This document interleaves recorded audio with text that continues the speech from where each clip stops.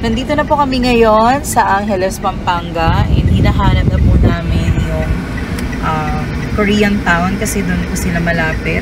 Ang ating napupuntis. Ayan, with Coach Jenny Laksamana.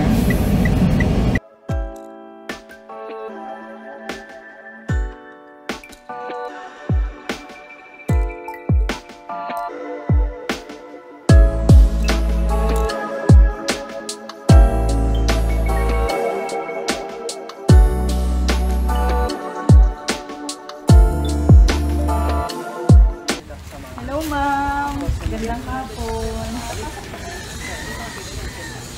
Hello po. Coach Jaja po and Coach Jenny. So, hello everyone. Welcome to our YouTube channel. Nandito po kami ngayon sa bahay ni ma'am. Isa po siya sa natulungan namin mabuntis noon and isa siyang PCOS patient. Ano nga pong pangalan niyo po? Kasi medyo marami. Rhea po. Rhea. Rhea. Ah, Rhea. Sis Rhea. Ayan, si Sis Rhea. So, ito po ay live and hindi po siya scripted. Talagang on the spot namin siyang pinuntahan. Pero syempre, nag-inform kami sa kanya before na bago kami pumunta dito ay mag-home visit kami sa baby niya. Kasi 6 months ago po ay nanganak na po siya. And si Coach Jenny po, yung nag-alaga po sa kanya noon. Ayan. So, visit namin. Okay na pumasok kami, ma'am. Sige po. Let's go. Ayan. So, hello everyone. Ayan. Coach Jaja and Coach Jenny Laksamana. Ayan. Kami po ang mga coach ng mga hirap mabuntis training. Ayan. Kung paano mabilis na mabuntis. So, naka-live din po tayo ngayon sa ating Facebook para naman malaman ng lahat na real time or talagang actual talaga na pinupuntahan or nagbi-visit talaga kami ngayon sa mga natulungan namin mabuntis noon at nanganak na ngayon.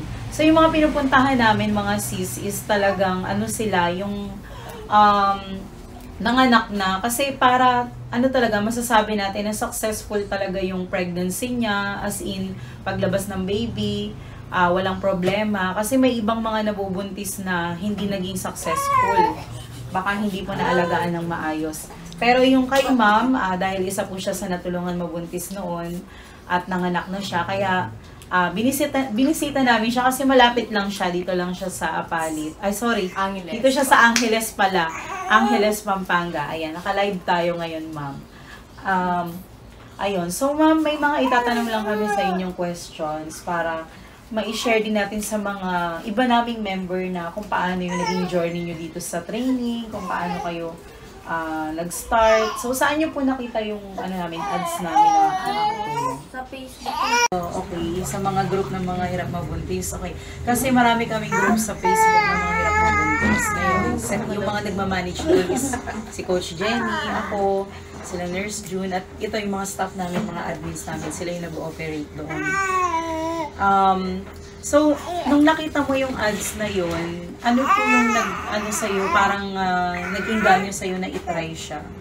Nung pinad niya ako sa isa pa yung page na puro review. Ano nyo. Tapos, ayun, nakita ko yung mga review. Oo. Ang sexy nga ni ma'am eh. Sana all, nanganak lang. Ayun. Doon nakita parang, try ko nga, parang totoo. So dati, nahihirapan ka din mabuntis? 7 years old yung panganay ko. Okay. 7 years yung kasi tapos nagtatry na ako ng 1 year. Pero maya hirap nga. Tapos nagpa-check ako. Sabi rin doon ng OB ko may PCOS ako. PCOS.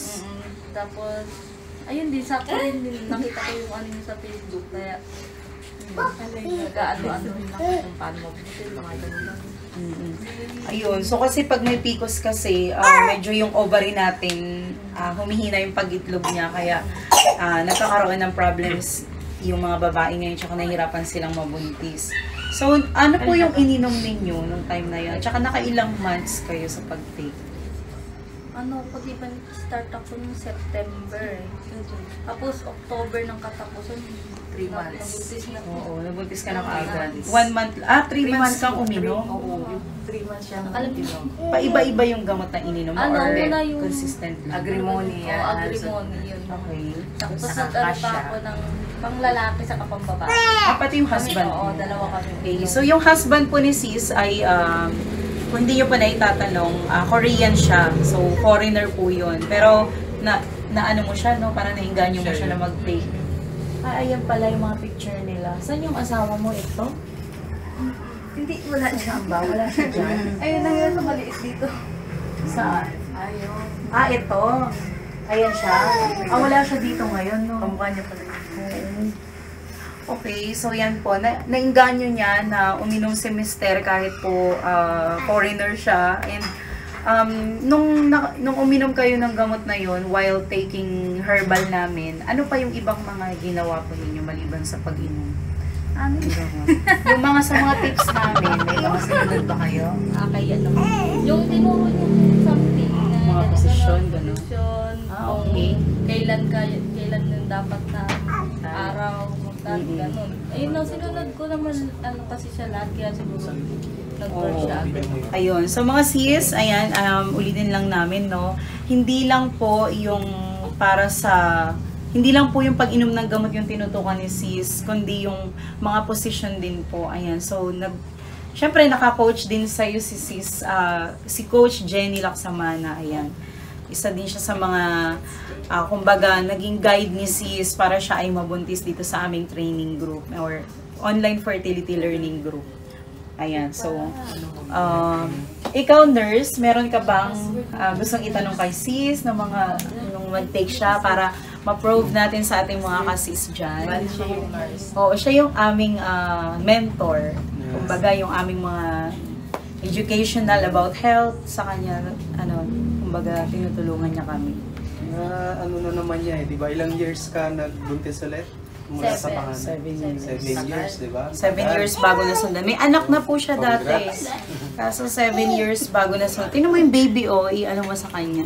Hi! Say hi to the camera. 3 3 months. Kasi pero 1 year ako nagtatry. Pogi. Wala talaga yung nakaya. Sa herbal talaga.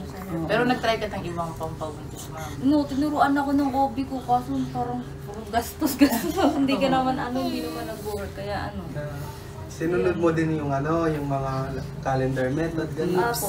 Ayun. So, maliban sa pag-inom ng gamot, talagang nag-ano din siya ng mga tips kung paano mabuntis. Kasi syempre, hindi naman mag-work yung puro gamot lang tayo. Kailangan yung training, kasi dito, hindi lang gamot, may training din. So, dapat pati yung training, ginagawa din po natin habang umiinom tayo ng gamot.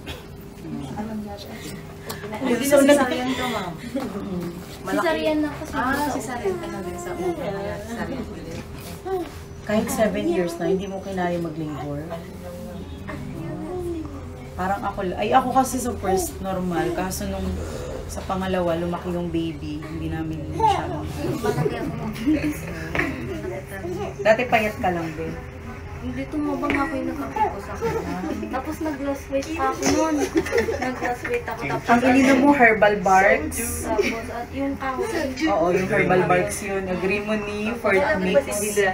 Nag-cassia din siya. Nag-cassia herb ba? Oo, yung cassia herb kasi Pumayat nakakatulong ako din noon yun. bago mabuntis. Tapos ayun, bumaba na naman ako. Pumayat ka, tapos nalusaw yung picos mo, tapos nag-pregnant ka. Ayun. So, ang ginawa ganda. ni sis, yun nga. Yan. Kaya sa mga nanonood ngayon, yung mga meron ding mga problem dyan like PCOS, ayan. So, maging inspiration sa inyo si sis kasi kahit na may PCOS siya, natulungan pa rin siyang mabuntis dito sa training. So, yung training kasi, hindi yun gagana pag walang gamot. At yung gamot naman, hindi rin siya gagana or hindi rin siya e-epekto kung wala tayong training na sinusunod. Kaya dapat lagi siyang combine at lagi siyang partner talaga. Ayan. So, yun yung baby, Paano mo yung baby dito sa camera? Ayan. Asan na yung gift mo kay baby? Ayan na. Nandyan sa gilid din. Okay. Ayan. So, ayun. Lang kami, nag-short visit lang kami kay sis. Actually, ang haba pa nga ng biyahe namin. Sis, hindi pa kaming naligaw. Kasi yung napuntahan namin, Anonas ba yun? Oo, Anonas. Barangay Oo, Anonas. tsaka ano pala ng Angeles, malaki Sa na yung yung daan. daan. Daming mga ano dito. Hindi daw kami ng waste. Para siyang, Quezon City, no? Ang lugar na to. Ang ganda dito sa Angeles, mga sis. Basta kayo dito. Ito sa, ano ba ito? Wala ka, Subdivision, ano ba ito? Villa Sharina. Chia Sharina. Wala ang ano ng baby niya. Parang kasiyanin siya. Ilang taon ka na pala, sis? 29. 29 na siya, ayan. So, nung nagbuntis ka, 28 ka nun. 28 years old na siya nung nagbuntis siya. So, yung mga age na yan, malakas pa din naman ang ating fertility. Pero, yung iba, sa ganyang edad, nahihirapan na sila. Lalo yung mga nagta-30 years old na ganyan, 31. Pero, bata pa naman yun. Hindi pa naman huli ang lahat. Kasi mataas pa ang chance pag mga ganyang 29. Ilan yung ano mo dyan? Okay. Sige. So, ayun. Nakiano lang tayo kay sis. Ayan. So, mga sis, anong masasabi mo doon sa mga nambabash sa amin na hindi daw totoo na nakakatulong kami? Kasi ito, kaya namin ginagawa ito, sis. Kasi para malaman ng lahat na totoo talaga yung training namin, na hindi kami nagloloko, na legit talaga kami 100%. Ano yung masasabi mo sa ating mga Kasi follower? minsan di ba meron yung umu-order na kailangan agad-agad gusto nila umepekto.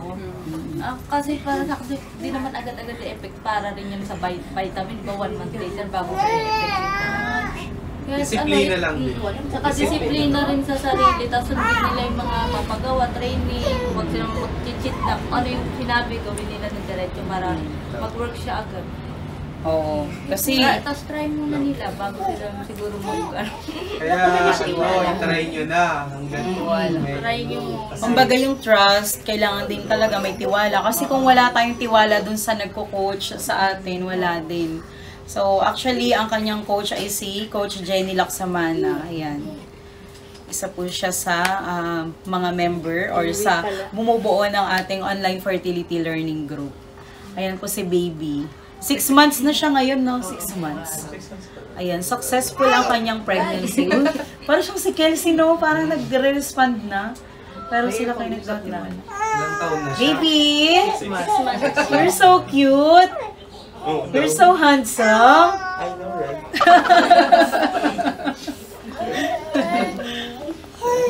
Baby! Dala-dala na pala. So once again, ako po si Coach Jaja and kasama ko si Coach Jenny Laksamana together with Sis Rhea, isa sa natulungan namin mabuntis noon na PCOS patient at nanganak na ngayon. So thank you so much po sa lahat ng mga nanood sa vlog na ito. Ayan. So maraming salamat. Thank you. Thank you so much po, Sis Rhea.